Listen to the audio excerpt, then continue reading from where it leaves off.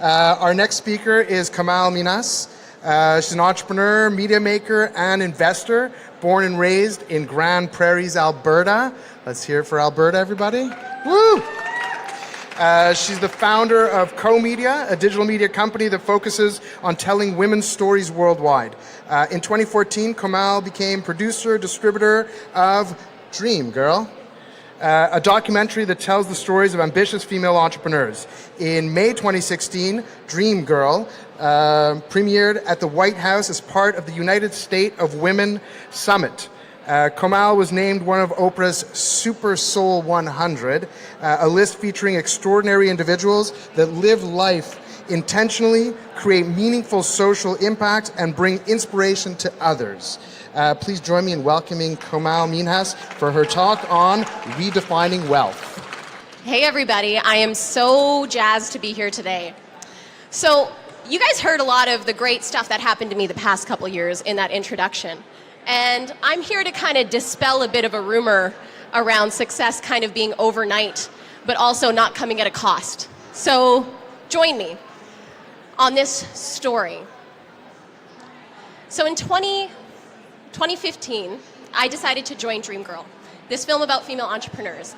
I saw the Kickstarter campaign for it. My co-founder started it and raised over $100,000 in 30 days, and it landed in my inbox. And immediately, I was like, I need to help bring this to life. And bring it to life we did. So in the midst of that movement, I was based in Ottawa and then moved to New York City, but my healthcare was here in Ottawa. So I had to make a routine trip back to have some blood work done. And so I went to the doctor's office to get the requisition, was gonna go get my lab work done and then come back. And I went in to get this requisition, which I do every couple months because I have some thyroid issues, no big deal. And my doctor looks at me and says, "We have some results here. Has anyone talked to you about this?" And I remember the paper underneath me crinkling and me wondering, I wonder what the hell this guy's talking about. I don't know what these results could be from. And he looks at me and he says, "So no one's talked to you about this?" And I said, "No." And he said, "You have dermatofibrosarcoma protuberans." And I was like, I can't even pronounce that. But something stuck with me, one word, and it was sarcoma. And I said to the doctor, "Do I have cancer?" And he said, "Komal, yes, you have cancer." The blood drained out of my body. All I heard after was womp, womp, womp. And it took me a second and I came back to life and I said, "I'm pretty overwhelmed. Is this normal?" And he said, "Yes, Komal, it's very normal." Now, the tragedy of that moment in my life wasn't my cancer diagnosis. I am now a cancer survivor. I underwent 2 surgeries. I'm happy to be on this stage, happy and healthy. The tragedy, thank you, the tragedy of that moment was not my cancer diagnosis. The tragedy was that the first thing that came to mind was, I hope this doesn't get in the way of my work. We're building a movement. My health doesn't matter. Guys, hustle harder, startup grind, all of these hashtags that you're putting on your Instagram are bullshit. Let me tell you. Because without your health, you are nothing. So I'm here to help redefine this concept of wealth. A main pillar of that, as you've heard, is health. Without it, you're nothing. But I want to rewind a little bit. How did I get here? How did I get to that moment in the doctor's office where, to me, the only thing that mattered was, how do I get back to work? My examples of wealth and success in life came from 2 places. One, mainstream media. Who here has seen Wolf of Wall Street?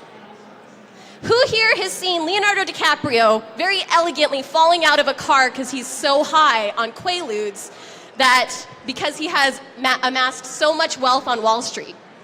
We've all seen that scene, a lot of us?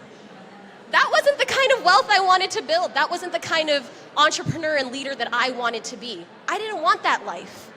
So I looked to the only other example of wealth and success that I had, and that was my family. I come from a family of immigrants. Who here comes from a family of immigrants? We work really hard. We have a chip on our shoulder and we have something to prove. My parents came here in 1974 And I don't even know if my dad knows what a day off looks like. He's not planning for retirement. He's built an empire and it needs to run until the day he dies.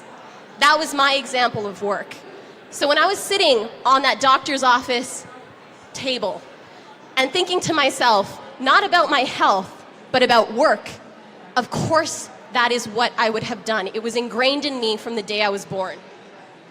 It took me so long, you guys, so long to realize how effed up that was. I didn't tune in right away. 2 weeks before we went to see Oprah, I had my first consultation with my oncologist. 2 weeks to the day before we went to the White House, I had just come out of surgery. The same week that I had my first magazine cover, I went under for surgery. None of it fazed me because I was hustling harder and I was grinding. That's what mattered, right? No. I got even more sick in January and I had to exit my company and I had to move back to Canada and I had to start picking up the pieces of my life. The devastation chokeholded me.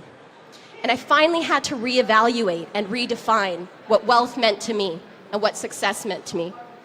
The two things that are core to that, health. If I haven't hit it home enough, then I'm sorry. But without health, you're nothing.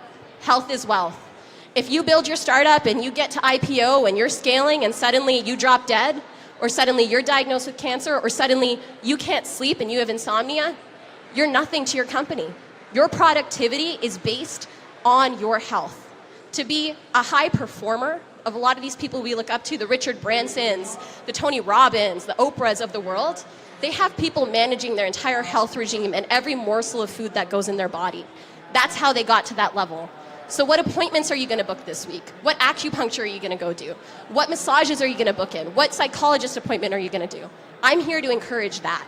Because if you do that, your longevity is increased. If I'm choked out, legacy doesn't matter. The long-term growth of my company doesn't matter because my company has to shut down. That's not sustainable. So the second pillar that I'll share with you is community. There's nothing like being diagnosed with cancer to show you who your ride or dies are. I learned that word from the youths. I like to think I'm sometimes a youth, but ride or die is out of my vernacular. But a lot of people ghosted on me when I was diagnosed with cancer. A lot of people emotionally checked out from me because they couldn't relate to me. I was in a startup space. We had to work. Anything that had to do with empathy, cancel, remove, delete, backspace, that part of your life doesn't exist. Well, that's super effed up. So a lot of people that came and showed up for me were people who truly love me and who I really care about. And when I hit rock bottom and had to move back, they're the people that I made sure to see every week. They're the people who supported me in my rising. They're the people who made sure that I elevated and got back to this stage, because I wouldn't have been here without them. So invest in the people around you that you love and adore. Who are you going home to? Who do you want to celebrate your biggest highs with? And who are the people who are authentically showing up for you and not making your success about them? Because if you surround yourself with people who make you feel like shit, they're not going to be there when you crash. Make sure they're lifting you up. Make sure they're filling you up. These are the people you want to surround yourself with. I got 1 minute left. Last piece, legacy. Invest in the communities you surround yourself with, especially in these spaces. Entrepreneurs are surrounded by entrepreneurs. If your friend's company is doing well and you happen to have some capital, reinvest it. If you live in a community that you love that has an organization like Startup Canada there, invest in it, donate, give that money forward. Because whatever you make in this life, when you die, it's gone. That shit don't matter. What matters is your legacy. They say you die twice. Once when you're put in the grave, the second time when your name is uttered for the last time. How long do you want your name to be remembered and uttered on this earth? That is what motivates me now, because nothing else matters. I faced death. I looked it in the eyes and said, no, I'm staying here.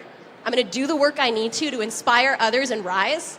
And I want to build an army of people who are wanting to do that with me. So let's redefine wealth together. Let's be the role models that we need in the entrepreneur space to make sure that our lives are meaningful, full, and just let's crush it. I'm out.